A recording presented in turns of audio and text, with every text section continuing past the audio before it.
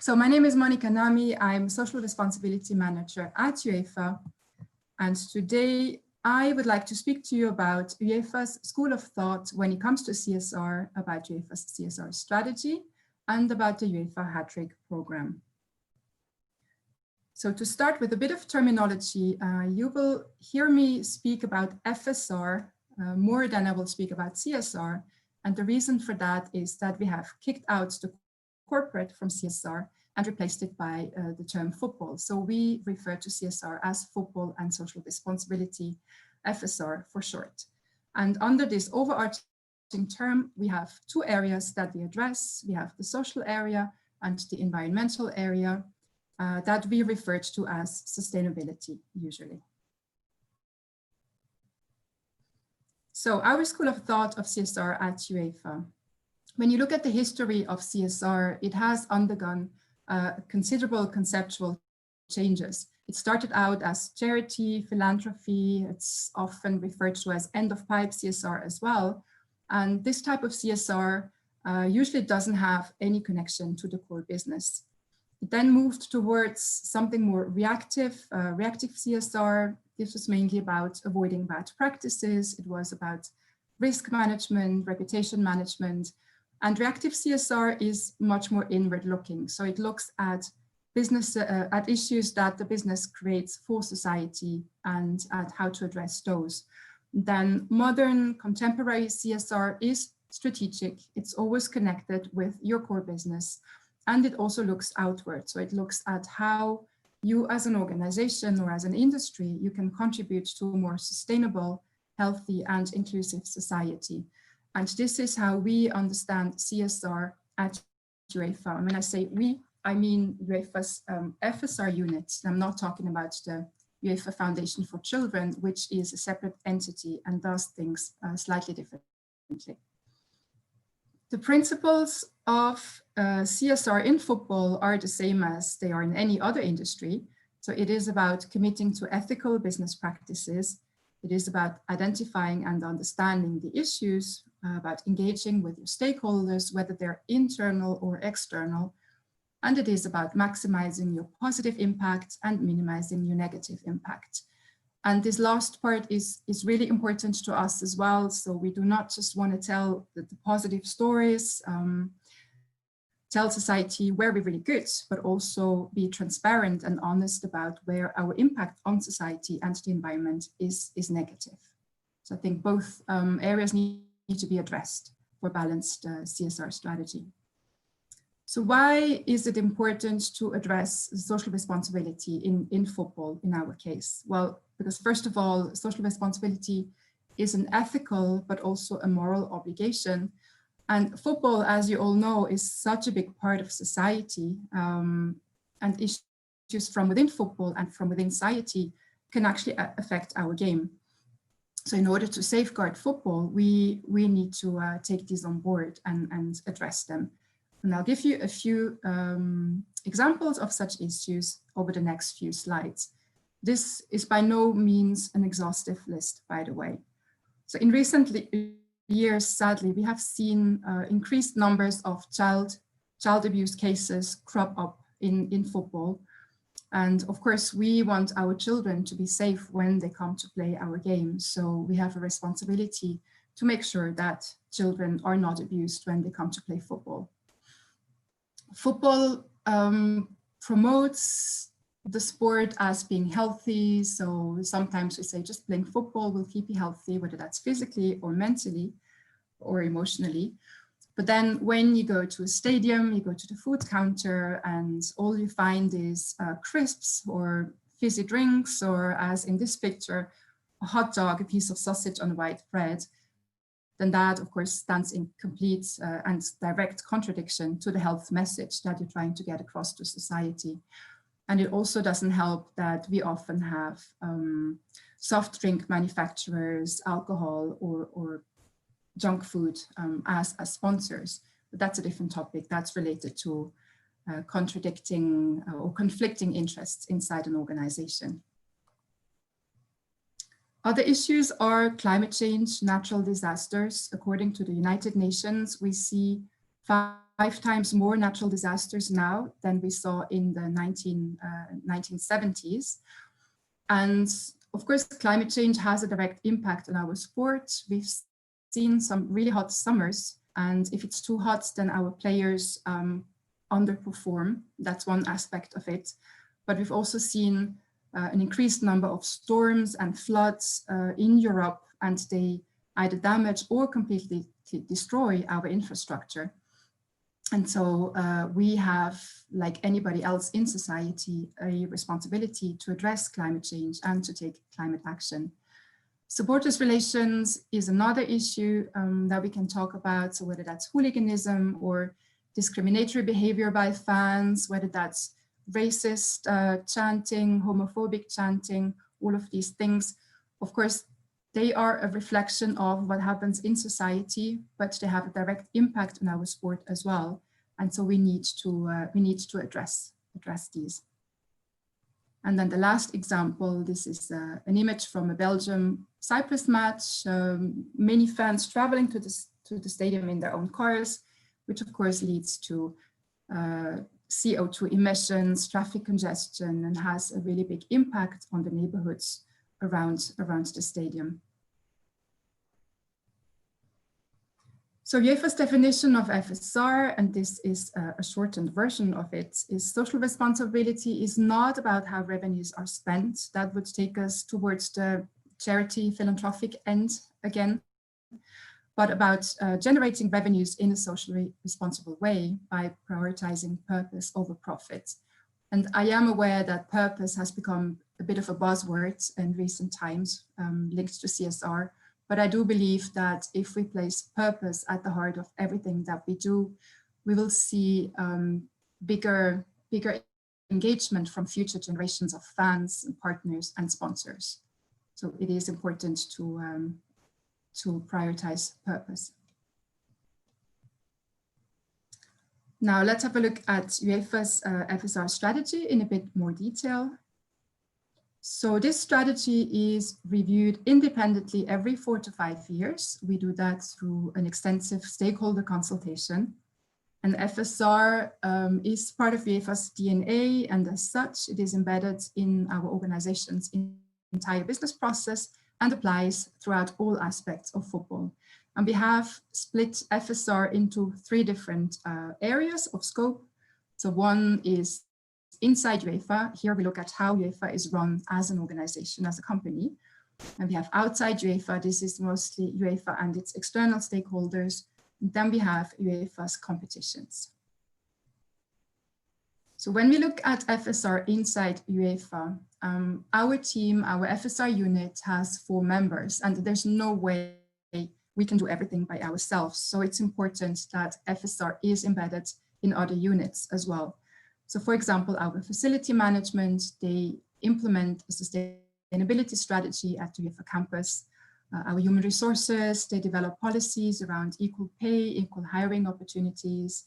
They look after our staff's health and well-being. This, of course, is especially important during these COVID times where people start to feel isolated, working from home. Our anti-match fixing unit safeguards our sporting integrity.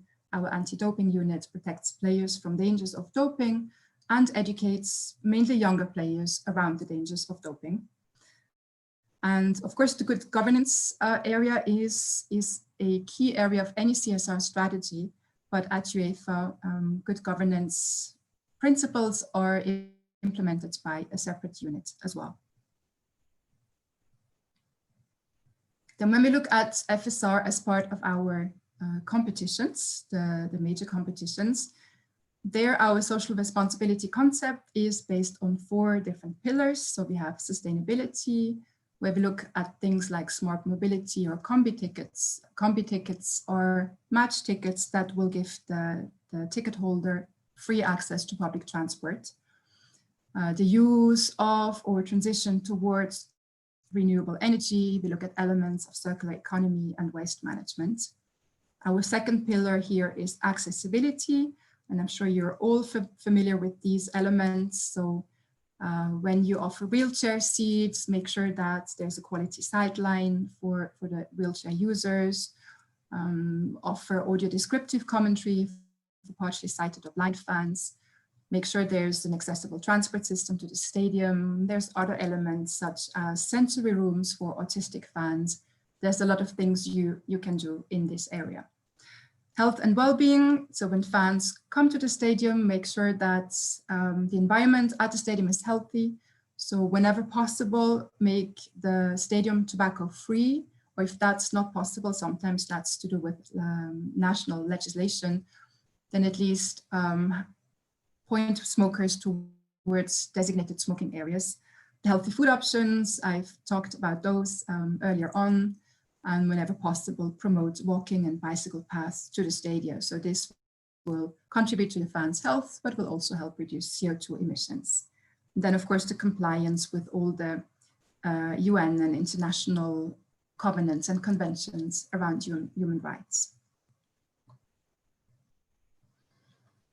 So our core business, our core expertise is football. That's what we know how to do best. We organize football matches and football competitions. So all of these areas are not our core expertise. And for this reason, we bring in expertise from the outside. So we have an expert partner portfolio in place. The one you see on the screen is for our current strategy cycle. And I am sure here again that most of these organizations, maybe you work with them as well. So on diversity and inclusion, we have the FAIR network that helps us fight any form of discrimination in football.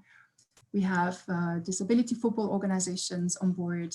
We have CAFE that help us ensure that disabled fans have access to the stadium, and not only access, but that they have a really positive matchday experience. And we also work with the Homeless World Cup that does amazing work. Then with the Cross Cultures Association, this is mainly in the Balkan region to promote peace and reconciliation. We are a member of the Center for Sports and Human Rights. They are based in Geneva, and UEFA has actually helped co-create them, and we also co-fund them. And then when it comes to our child safeguarding program, we work with Terre des Hommes, everything to do with health and well-being. We do in partnership with Healthy Stadia. Supporters relations, we work with Supporters Direct Europe and Football Supporters Europe. Now a general advisor on the environment and the environmental strategy is WWF. And then finally, when it comes to offsetting our emissions, we work with the South Pole Group. And we had plans to offset all the fan travel and all the team travel for Euro 2020 through gold standard projects. And we're still going ahead with that, even though the future of Euro is a little bit uncertain right now. If you'd like to find out more about these different initiatives, then I invite you to have a look at our FSR section on UEFA.com. That's also where you can find the FSR report. This is a report that we publish every year. So this brings me to our third and last area. So that's outside UEFA. We've looked at inside UEFA, we've looked at UEFA's competitions, and we now look at outside UEFA area. And besides our expert partners here, our main stakeholders are obviously our 55 member associations. And they are very important to us for implementing our own FSR strategy, because together with them, we can achieve 55 times more than we could do on our own. So they really help us to roll out our own efforts across all of Europe. And then, of course, the national associations, their own football ecosystem contains stakeholders such as clubs and leagues, players, coaches, referees, local NGOs, political entities, and others. And so together, we can really cover a lot of ground. And I believe we each have our own football ecosystem, if I can call it that, and that's to do with the very nature of our organization and how we are set up. And the main resource that we have in place to help our national associations develop CSR in their own context is the Hat-Trick program. This is one of the largest solidarity and development programs to have ever been established by a sports organization. It is directly financed by UEFA's Men's Euros, and that's why it runs in 4-year cycles. And it was launched for the first time in 2004, thanks to the Euro that we held in Portugal. By 2024, the Hat-Trick program will have made 2.6 billion euros available to our 55 member associations. I think you'll agree that's quite a remarkable amount. You can look up the Hat-Trick program on UEFA.com if you'd like to have a bit more detail. The Hat-Trick program is structured in pillars. So we have 2 main pillars. The pillar on the left is investment projects. And at the first level, we have mainly infrastructure. So we support associations in securing either their own headquarters or a long-term lease on headquarters. We want to make sure that they each have a national stadium to play the matches at, or that they have a long-term lease for the national stadium. And also that they have training infrastructure for all of their national teams. And then once they have that first level in place, they can move on to the second level and start implementing development, training and education programs. And for this first pillar, we make a total of 4.5 million available per 4-year cycle and per national association. The second pillar is incentive payments. These payments are to help associations develop different programs. You can see there's, I think, 10 programs that we help develop. So there's things like the UEFA Grassroots Charter, the Coaching Convention, Elite Youth Player Development, and there is the Football and Social Responsibility Program. That's the one that I am mainly in charge of. For all of these 10 programs, we make a total of 2.4 million euros available per season and per national association. And when we first introduced our FSR program in Hat-Trick, in the Hat-Trick regulations, that was 4 years ago, so in 2016. Back then we started out with 50,000 euros per association and per season. We have since increased that to 100,000. So under the current Hat-Trick regulations, which came into force in July this year, we are making 100,000 euros available.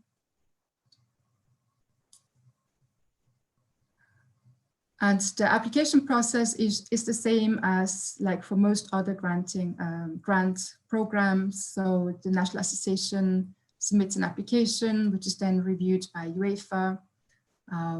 Sometimes adjustments are needed. Once that process is done, the funding will be approved. And then we require an annual report if it was a 1-year program, or a final report if the program runs over several seasons, and the final report if it was a one-year project.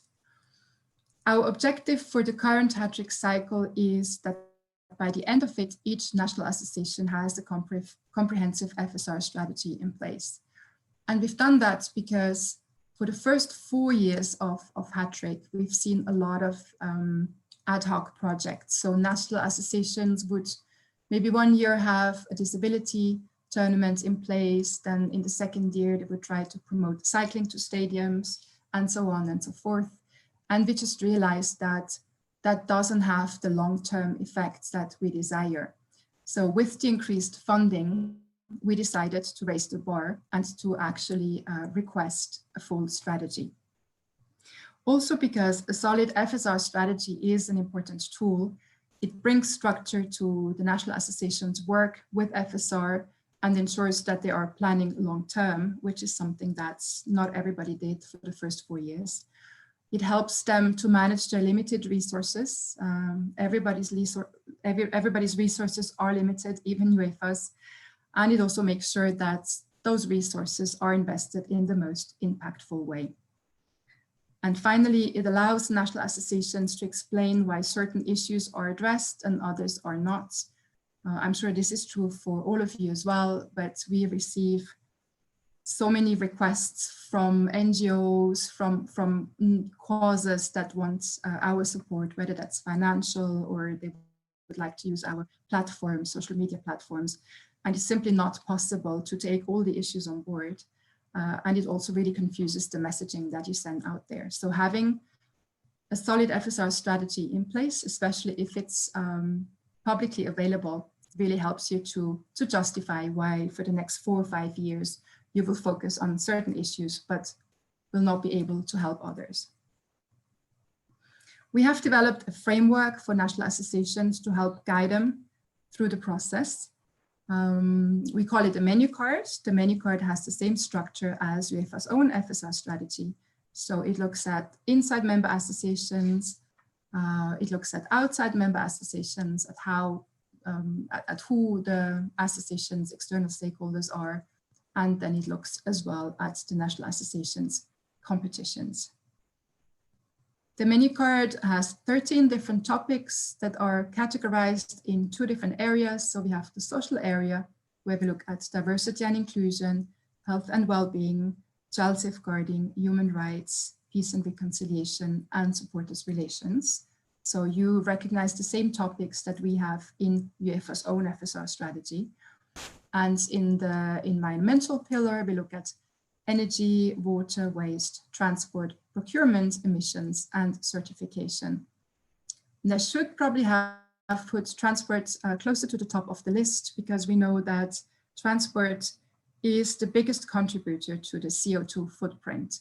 And so ideally, we would like for national associations to tackle the environmental challenges from the transport end.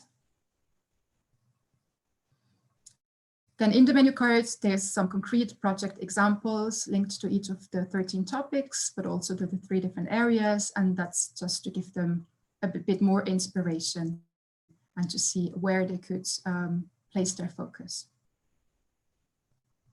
If you're interested in reading up about the details of the FSR program in Trick regulations, you can download them from UEFA.com. It's not a very interesting document, and not a very sexy document to read because there's no pictures. It is regulations, but you will find all the details in there if you're interested. Then we didn't just want to throw the national associations in at the deep end. So when we told them that they needed to start developing a strategy, they asked us, well, how do we actually go about that? Where do we start? So to help them out, we have developed what we call the FSR roadmap. The FSR roadmap contains 7 major steps, and the steps are: number 1, commitment. So it's really important to create the buy-in from your top management, but it's also important to have the support from your colleagues. When you think back to the FSR Inside UEFA slide, you saw that we have split our responsibilities across different units at UEFA, and that's one of our recommendations to national associations as well. Basically, no FSR manager should embark on this journey alone, because you won't get very far if you do this by yourself. Then there's the issue management. So you need to first understand what your organization stands for. What is your mission, your vision? And you can then start identifying issues that you would like to take on board. Then you also will have to prioritize issues. This again is to do with limited resources. You simply cannot do everything. Stakeholder consultation, I'm sure that all of you know how important this is. Stakeholder consultation is basically about creating a relationship with your stakeholders, about building up trust. And if you bring them in early on, then you will be sure to have their support, but you will also make sure that the issues that you address and the initiatives that you develop will actually hit their target. Step number 4 is around implementation. So once you have identified your priority issues, you can then start developing smart objectives. So these are longer term. Where do you want to be 4 years from now, 5 years from now? And what kind of initiatives can you develop to reach those targets, those objectives? Monitoring and evaluation is our step number 5. There's a saying, you cannot manage what you do not measure. So if you develop KPIs and objectives, that really helps you to you know, have a reality check once in a while to see if you're still on track or if there's things that you need to change in your strategy and in your initiatives. Step number 6 is to do with reporting. Reporting shows that you are transparent and accountable. So once a year, you report to the outside world on your progress, but you also tell the reader where things maybe are not going so well. Again, this brings me back to the positive, but also the negative impact that you can have as an organization. I think being transparent about those is really important. And our last step is to do with communication. So carry your work out there, you know, the good stories and the bad stories as well. Sometimes it's important that you tell society about what you're doing. Media often picks up on all the scandals, but there's so much excellent work being done in the field of FSR, whether that's at clubs, at national associations, at UEFA, at FIFA. So do tell the world about those. And here, our communications experts tell us that corporate content doesn't interest anybody. So facts and figures are not the way to go usually, but the reader really engages with emotional content. So try to provoke an emotional response. And so this is our roadmap. It was actually a physical map that we printed, and that's why it has 2 sides. It has the front and the back. The back goes into a little bit more detail of all of these 7 steps. And again, if you would like to have another look at the roadmap, then you can find it in the FSR section on UEFA.com. And our national associations have been really grateful for this resource. They tell us it helps them a lot to develop their own FSR strategies. So maybe you'll find it useful for your own work as well. And then once a year, we host what we call the UEFA FSR Compact course. This is an academic course that we hold in partnership with the UEFA Academy and the prestigious University of St. Gallen, excuse me. And it helps FSR practitioners develop their understanding of academic FSR principles, of techniques, of current trends. We also share good practice. At this year's edition, we had to do it online like everything else. We had 26 participants. This was our 4th edition. We will have another FSR Compact course next year. Usually we do them in August or September. And this course is open to anyone. So if you think this could be of interest to yourself or one of your colleagues, then please feel free to check it out on the UEFA Academy webpage. This is it from me. So I'll stop sharing my screen now in case there's any questions. Thank you very much for your attention.